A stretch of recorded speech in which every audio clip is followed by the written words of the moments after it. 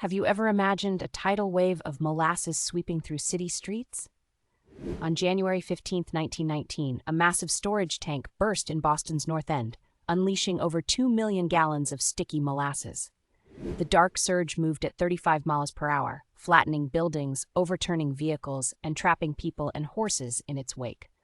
Rescue efforts were hampered by the thick syrup, and 21 lives were lost. This bizarre event led to major changes in regulations for construction and public safety. The Great Molasses Flood remains one of history's strangest tragedies.